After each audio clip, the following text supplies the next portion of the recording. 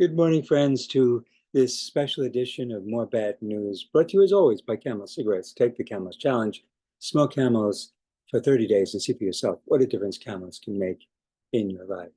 Well, friends, I have been inspired to make a few videos on religious themes. And so that's what I'm going to do this morning. I wanted to introduce you. I'm going to have to share my screen for this. Let me pull this up and find the share. There's the share button. And we'll share.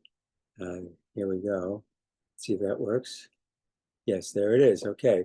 So this, what you're looking at now, uh, is a uh,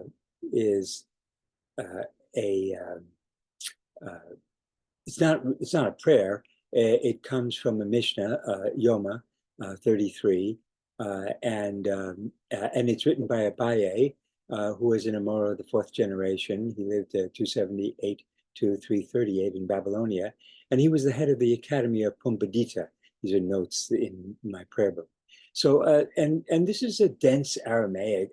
No, Mishnah. This is dense. This is pretty difficult reading here. I want you to know that this material is no longer included in the conservative synagogues. They just dropped it altogether.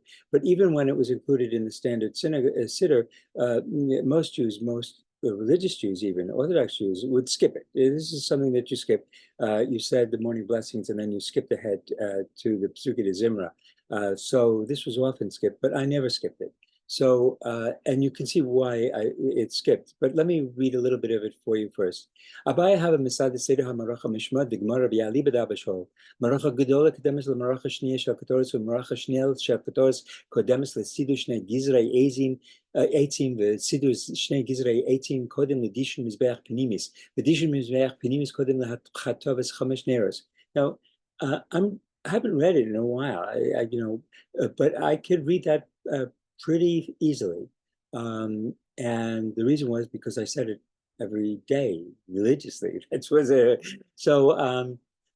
and let me just say, so this Abaya listed the order of the altar service based on the tradition according to Abishol. The arrangement of the large pyre preceded that of the second pyre for the incense offerings, and the second pyre for the incense offerings preceded the placement of the two logs, and the placement of the two logs preceded the removal of the ashes from the inner altar. What this is a detailed description of just the outline of the process. It's like ABC. This is what you do first, second, third, fourth, fifth, and that's all it is. And in very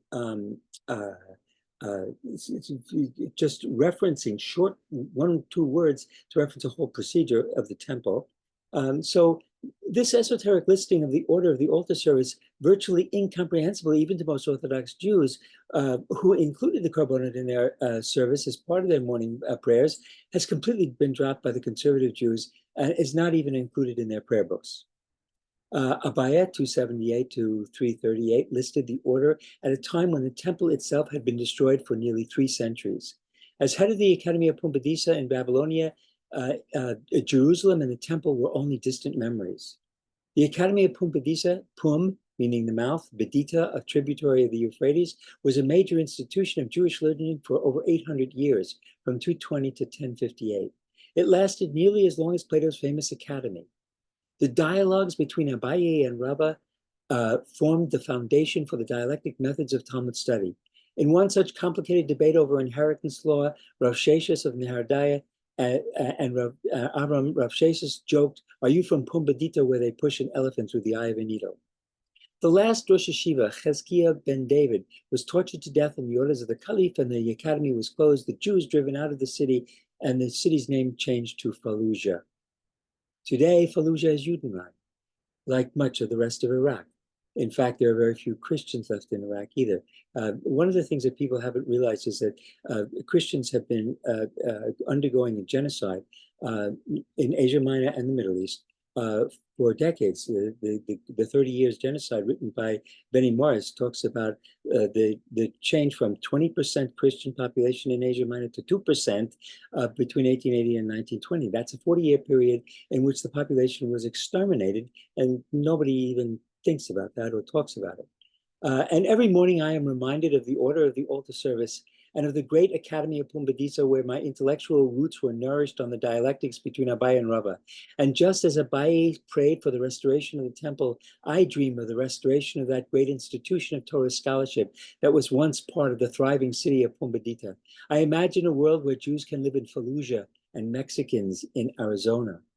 Walter Benjamin writes, we imagine our image of our happiness is indissolubly bound up with the image of redemption. There is a secret agreement between past generations and the present one. Our coming was expected on earth. Like every generation that preceded us, we have been endowed with a weak messianic power, a power to which the past has a claim, and that claim cannot be settled cheaply. For me, the most esoteric parts of the morning service are the most meaningful. We read recipes for incense that has not been burned in 2,000 years, details of services abandoned for centuries, rescued from oblivion by the heroic efforts of teachers who believed that if the incense could not be smelled, at least the recipe could be recited.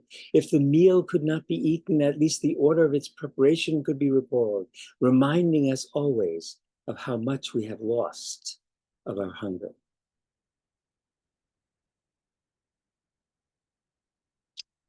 Okay, my friends, I've been inspired to do a couple of these. I've got a few more I may be doing soon.